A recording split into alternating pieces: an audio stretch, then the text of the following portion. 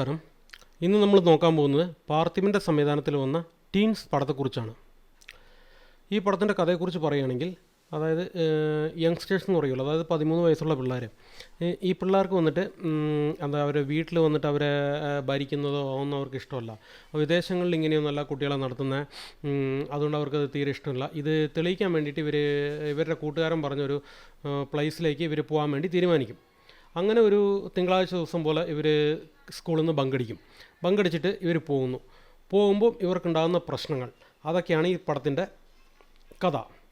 ഇനി ഈ പടം ഇവർ പോയിക്കൊണ്ടിരിക്കുമ്പോൾ ഇതൊരു അമാനുഷിക കഥയാണോ അതോ ഒരു ഹൊറർ ഫിലിമാണോ എന്നൊക്കെ നമുക്കൊരു കൺഫ്യൂസ് ഉണ്ടാവും. അതാണ് അതിൽ നന്നായിരിക്കുന്നത്. അവസാനം ഇവർ പോകുമ്പോൾ നേരിടുന്ന പ്രശ്നങ്ങളും എന്തൊക്കെയാണ്, അതിൽ പ്രശ്നത്തിൽ പെട്ടിട്ട് കുറച്ച് പേര് മിസ്സാവുകയും അവരെ പാർത്ഥിബൻ വന്ന് രക്ഷിക്കുന്നതും, ഇതൊക്കെയാണ് കഥ. ഞാൻ മൊത്തം കഥയ്ക്കകത്തേക്ക് പോകുന്നില്ല, കാരണം ഇത് കാണേണ്ട ഒരു സിനിമയാണെന്ന് എനിക്ക് തോന്നിയത്. അതായത് ഫാമിലിയോടെ ചേർന്ന് ചെറിയ കൊച്ചുങ്ങളോടൊക്കെ ഇരുന്ന് കാണാൻ നല്ലൊരു സിനിമയാണ്. അതേപോലെ ഈ പടത്തിൽ ഒരുപാട്, അതായത് സെക്കൻഡ് ഹാഫിന് ശേഷമാണ് പാർത്ഥിബൻ്റെ ക്യാരക്ടർ വരുന്നത്. എന്നാലും പാർത്ഥിബൻ വന്നതിന് ശേഷം എന്താണ് നടക്കുന്നത്, അതായത് ഇത് ഹൊറർ മൂവിയാണോ അതോ സയൻസ് ഫിക്ഷൻ ആണോ അതോ എപ്പിക് മൂവിയാണോ എന്നൊക്കെ നമുക്ക് നല്ല രസമായിരുന്നു കാണാൻ. അതേപോലെ എല്ലാം ഒരുവിധം നല്ല സിങ്ക് ആയിട്ടുണ്ട്. പാർത്ഥിബൻ്റെ സിനിമ ആയതുകൊണ്ടാണ് ഒന്ന് കാണാമെന്ന് വിചാരിച്ചത്. കാരണം എന്താണെന്ന് വെച്ച് കഴിഞ്ഞാൽ പാർത്ഥിബൻ എന്തെങ്കിലും വെറൈറ്റി ആയിട്ട് ട്രൈ ചെയ്യും.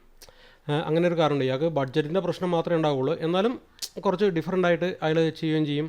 അതുകൊണ്ട് കാണാമെന്ന് വിചാരിച്ച് പോയതാണ്. ഫസ്റ്റ് ഹാഫിൽ ഫുള്ളായിട്ട് എന്താ പറയുക, ഈ പ്രേതം, ആത്മാവ് എന്നൊക്കെയുള്ള രീതിയിൽ ഒരു പാരാനോർമലായിട്ട് പോയിട്ട് അതിനുശേഷം സെക്കൻഡ് ഹാഫിലേക്ക് കടക്കുമ്പം അത് ടോട്ടലായിട്ട് ഒരു ഡിഫറെൻ്റായ ഒരു എന്താ പറയുക ട്വിസ്റ്റാണ്. അതുകൊണ്ട് അത് കുറച്ച് നമുക്കൊരു നല്ല എന്താ പറയുക, തിയേറ്ററിലിരിക്കുമ്പോൾ വാവ് എന്നൊരു ചിന്ത വരുന്നുണ്ട് നമുക്ക്. ഇനിയിപ്പോൾ ഈ സിനിമ വാണിജ്യപരമായി വിജയിച്ചാലും ശരി ഇല്ലെങ്കിലും ശരി, എന്നാലും എല്ലാവരും കാണേണ്ട ഒരു സിനിമയാണ്. ഇതിൻ്റെ പ്രൊമോഷനൊന്നും അല്ല കേട്ടോ, ഞാൻ കണ്ടുകൊണ്ട് എൻ്റെ അഭിപ്രായം പറയുക. ഇമാൻ്റെ BGM അത് ഈ പടത്തിന് വേണ്ട ആ രീതിയിൽ നന്നായിട്ട് ചെയ്തിട്ടുണ്ട്. എടുത്തു പറയേണ്ടത് ഈ കഥയിലുള്ള മെയിൻ കഥാപാത്രങ്ങളായ 13 പിള്ളേരും നന്നായി അഭിനയിച്ചു. അവർക്ക് നല്ലൊരു സല്യൂട്ട് കൊടുക്കാം.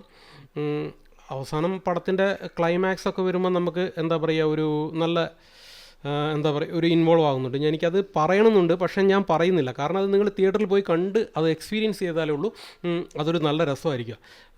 ഒരു പാർത്ഥിബൻ വന്ന് ഒരു പഴയ കഥയുണ്ട്. ഒരു 30 വർഷത്തിന് മുമ്പ് എന്താ പറയുക, പാർത്ഥിബൻ്റെ ആദ്യത്തെ സിനിമ ഇതേപോലെ കമലഹാസൻ്റെ ഒരു സിനിമയുടെ കൂടെ വളരെ മത്സരത്തിലായിരുന്നു ഇറങ്ങിയത്. അന്ന് ആ സിനിമയ്ക്ക് കുറേ അവാർഡുകളൊക്കെ വാങ്ങി. ആദ്യം അഭിനയിച്ച പടത്തിൽ തന്നെ മൈനസ് എന്ന് പറയുന്നുള്ളത് എപ്പോഴും പോലെ യോഗി ബാബു വരുന്നുണ്ട്. യോഗി ബാബുവിന് വലിയ റോളില്ല, അതൊരു വലിയൊരു മൈനസ് പോയിൻ്റായി. എന്നെ അപേക്ഷിച്ചിട്ട് ആ പിള്ളേരുടെ കൂടെ കുറച്ച് കോമഡിയൊക്കെ കാണിച്ചിട്ട് യോഗി ബാബുവിനെ ഇങ്ങനെ കൊണ്ടുപോയിരിക്കായിരുന്നു. അതല്ലാണ്ട് വേറൊന്നും എനിക്ക് കാണാനില്ല. മൊത്തത്തിൽ ഈ പടം എങ്ങനെയുണ്ടെന്ന് ചോദിച്ചു കഴിഞ്ഞാൽ തരക്കേടില്ല, പിള്ളേരുമായിട്ട് പോയിരുന്ന് കാണാം. എന്നാൽ ശരി എന്നാൽ.